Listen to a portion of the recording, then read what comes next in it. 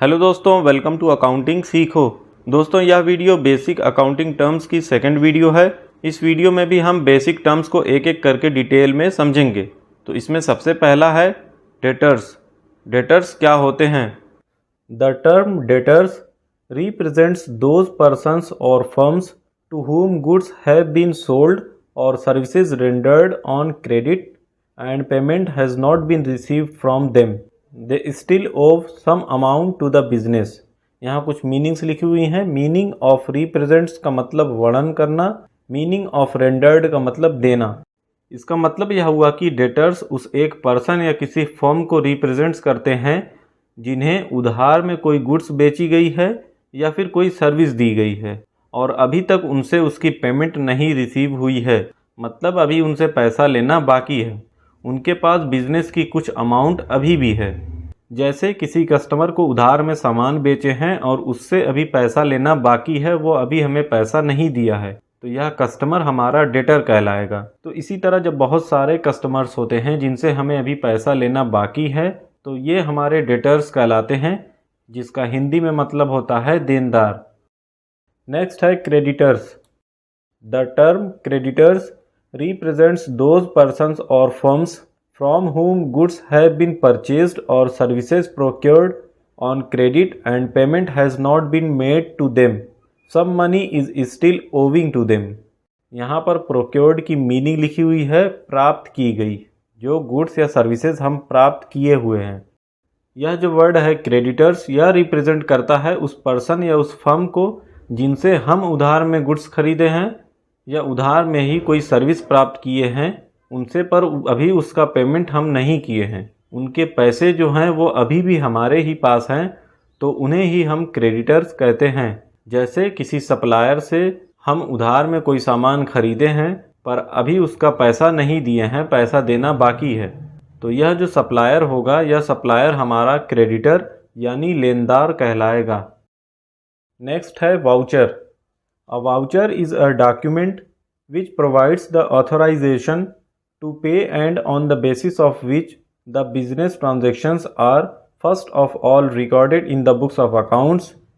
Vouchers are prepared by accountant and each voucher is numbered and countersigned by an authorized person of the firm.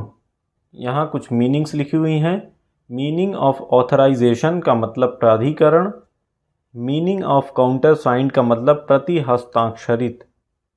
इसका मतलब है कि voucher एक ऐसा document है अर्थात दस्तावेज है जो पेमेंट के लिए ऑथराइजेशन अर्थात प्राधिकरण मतलब एक तरह से अधिकार देता है और इसके बेसिस पर बिजनेस ट्रांजैक्शंस को सबसे पहले अकाउंट्स बुक में रिकॉर्ड किया जाता है।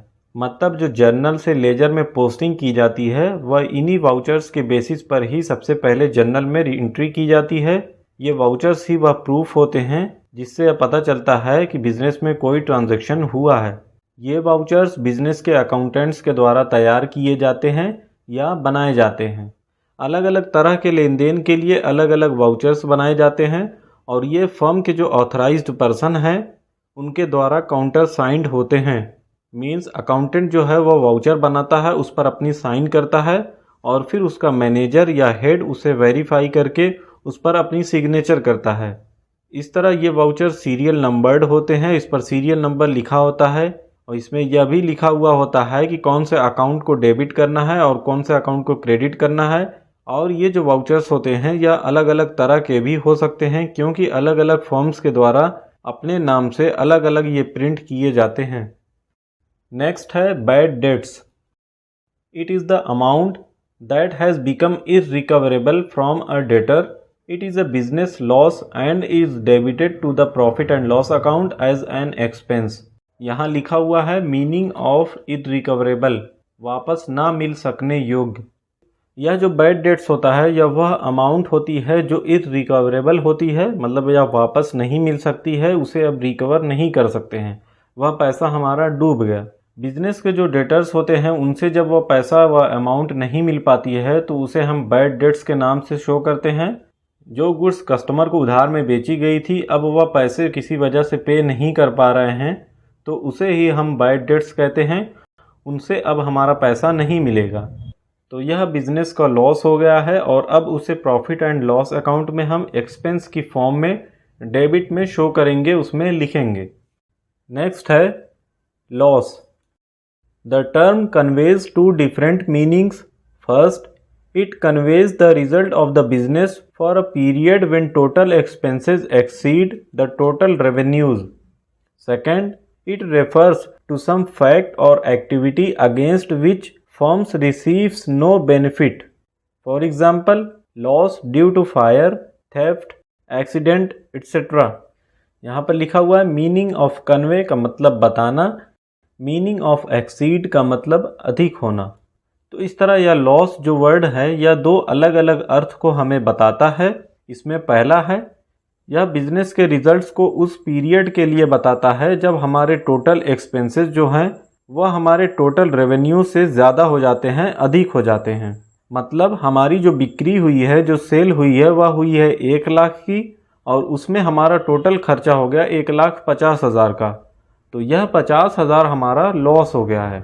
और लॉस की दूसरी मीनिंग यह है कि यह किसी ऐसे फैक्ट या कोई एक्टिविटीज़ को रेफ़र करता है, उसे बताता है जिसके अगेंस्ट उस फर्म से कोई बेनिफिट या कोई फ़ायदा ही नहीं हुआ है।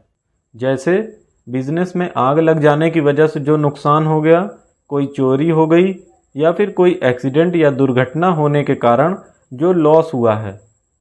नेक्स्ट है परचेजेज।